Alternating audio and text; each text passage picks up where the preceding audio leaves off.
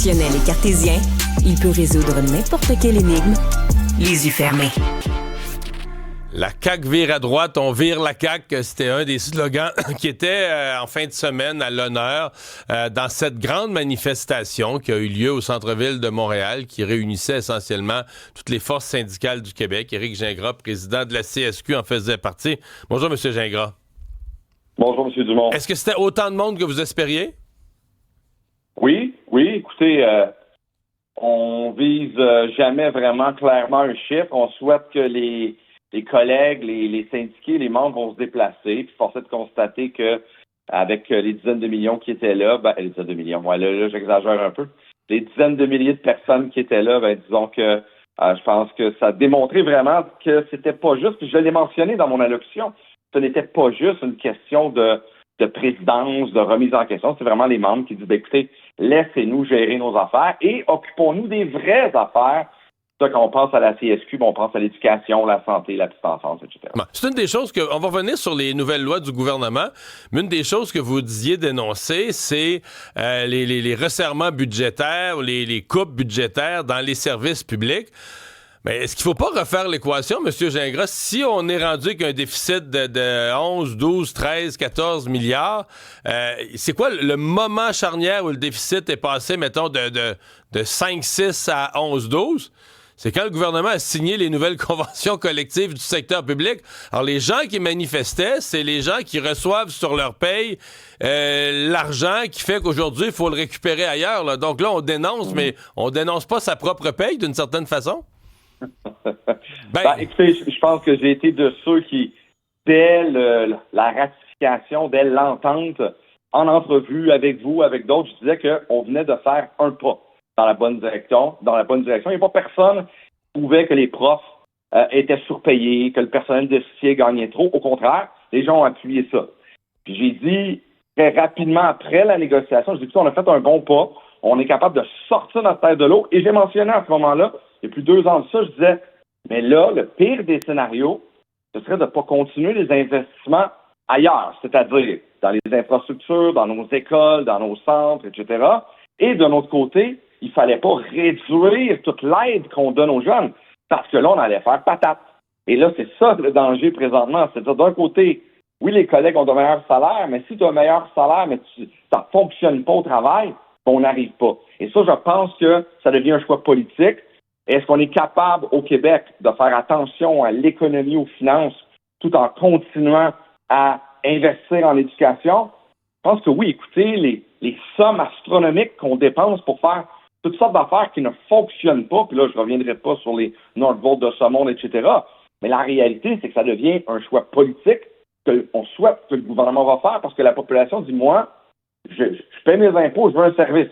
À ce moment-là, il faut utiliser la taxe qui est là. Clairement, elle n'est pas mise à la bonne place, puis du moins, c'est ça que les membres disent. Vous venez de me dire, je paie mes impôts, je veux des services. Ça me semble être exactement l'esprit du projet de loi 14, de celui qui est de la loi 14, qui est entré en vigueur hier, du ministre Boulay, qui dit, la population paie des impôts à droit des services, et donc qui empêche que des syndicats, entre autres dans le secteur public, puissent paralyser des secteurs, priver les gens de services. On dit dorénavant, il faut tenir compte des besoins de la population, des dommages trop grands qui seraient créés à la collectivité. Pourtant, vous le dénoncez, là, le projet de loi qui assure les gens d'un minimum de services, là, vous n'êtes pas d'accord avec ça non plus? Écoutez, prenons juste l'exemple là, de la grève du Front commun en 2023. Il y a eu une dizaine de journées de grève. Est-ce que ça a dérangé la population? La réponse, c'est clairement oui, c'est une grève. Ouais. Nous, ce qu'on dit, c'est qu'il faut être en mesure de garder un équilibre.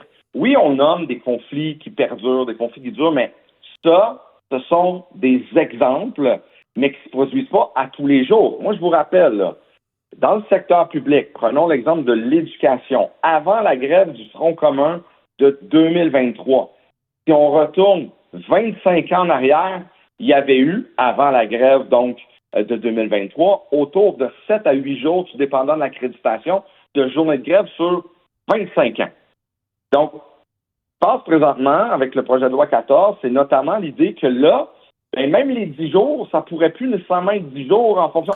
Alors, il devient où? il devient où le rapport de force? Je comprends, M. Gingras, parce que je pose la question à vous, parce que c'est vous en entendant. Je sais, vous avez fait des journées de grève là, ici et là, mais la FAE a fermé les écoles, par exemple, du Grand Montréal pendant des semaines et des semaines, et ça, 2 ans après que les écoles avaient été fermées à cause de la pandémie.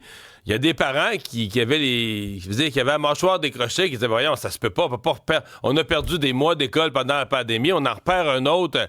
Il y a des enfants qui ont souffert de ça. Est-ce que ça se peut que dans la population, puis le gouvernement réponde à ça, on dise, ben non, on peut plus faire ça, là. Tu peux plus prendre toute la population en otage, tu peux plus fermer le transport en commun, fermer les écoles des semaines de temps, et un cran d'arrêt, là. On doit reconnaître un pouvoir syndical, un droit de grève, mais on doit le mettre dans l'équilibre avec les besoins de la population. Avec le projet de loi, c'était le projet de loi 89, là, maintenant, effectivement, c'est la loi 14. La loi 14, quand on est allé en commission parlementaire, on a dénoncé, parce qu'on disait que c'est une attaque, on pense même que c'est inconstitutionnel. Par contre, ce qu'on avait dit au ministre à ce moment-là, c'est s'il y a un problème, là vous me nommez des grèves, notamment celle d'une autre organisation en éducation, qui a pris 1 mois, peut-être qu'on aurait pu s'asseoir et se dire, à partir d'un certain moment, est-ce qu'il pourrait y avoir... Mais le ministre a préféré y aller comme un bulldozer et y aller avec ce projet de loi-là qui, lui, c'est jour 1. Et là, ce qu'on dit, c'est on vient de renoncer, de déplacer, d'enlever l'équilibre du rapport de force, et c'est ça qui est dénoncé, d'autant plus que les tribunaux, la plus haute cour, la cour au niveau constitutionnel, la Cour suprême est venue garantir ce droit constitutionnel-là. Puis ce qui est paradoxal, c'est que le gouvernement, lui, dit, quand moi, je prends une décision sur une loi, je ne veux pas que vous me contestiez, mais lui, quand il y a une décision de la Cour suprême, il dit qu'il n'est pas d'accord, puis il va avec le projet de loi 89 qui est devenu la loi 14. Alors, nous, ce qu'on dit, c'est que ça prend un équilibre en relation de travail, on souhaite y revenir, puis les projets de loi du gouvernement, on sait qu'ils sont à des fins électoralistes et non pas pour les travailleurs et travailleurs, même pour la population. De part et d'autre, de toute façon, la discussion a l'air difficile des deux côtés, mais ce qui fait réagir sur notre messagerie texte, il y a beaucoup de gens qui disent, moi j'ai des collègues qui ont été forcés d'aller à une manifestation en fin de semaine. Là, si on revient sur samedi, il y en a quelques-uns qui nous ont texté à ce sujet-là, forcés d'y aller, sinon pénalisés éventuellement sur des jobs. Vous répondez quoi à ça? Écoutez, ça là-dessus, j'ai pas d'informations. Moi, je peux vous dire une chose, c'est qu'à la Centrale des syndicats du Québec, ça fonctionne pas comme ça. Je sais pas, ailleurs, j'imagine que non. Ça faudrait demander aux autres organisations. Je peux pas croire que ça existe, mais écoutez, les gens, c'est un samedi, ils vont de leur plein gré. Oui, effectivement, est-ce qu'on fournit l'autobus? La réponse, c'est oui. J'ai croisé des collègues qui arrivaient de la Côte-Nord. Ils ont probablement eu un lunch payé, je vous en cache pas. Mais écoutez, là-dessus, moi, je pense que les gens ont pris leur samedi, puis dans bien des cas, le week-end au grand complet pour venir. Puis ça, oui, ça s'appelle une mobilisation. Ça s'est toujours fait comme ça, bien à l'aise avec ça. L'exemple que vous nommez, écoutez, moi, je vous dis, à la CSQ, j'aimerais ça bien qu'on m'en parle chez nous. Là. Le ministre Boulay a quand même laissé entendre le lendemain que, c'est une belle manif, mais il n'avait pas l'intention de reculer. C'est quoi la prochaine étape? La prochaine étape, c'est sûr qu'il y aura l'étape de l'étude détaillée, donc des amendements possibles. On va être à l'affût de ça. Je vous rappelle qu'à la CSQ, on a dit oui à la transparence, non à l'ingérence. Donc, dans le projet de loi 3 qui est sur la table, là, pour notamment la transparence des états financiers, la démocratie syndicale, on est en accord avec ça. On a proposé des amendements pour moduler entre les plus petites organisations et les plus grandes organisations plus nombreuses. Puis pour ce qui est des cotisations facultatives, là-dessus où on est en désaccord, on espère, puis il l'a dit, peut-être que j'ai mal expliqué, donc on espère bien que le travail puisse être fait en commission parlementaire. Sinon, on va continuer, c'est sûr, cette mobilisation, à moins qu'il y ait des mains tendues de la part du gouvernement. Je vous rappelle qu'au Québec, le dialogue social est encore possible, donc on souhaite s'asseoir puis discuter des enjeux, mais on ne se fera pas imposer des choses, malheureusement, comme c'est le cas maintenant. Éric Gingras, président de la CSQ, merci d'avoir été là. Au revoir. Merci à vous, bonne journée.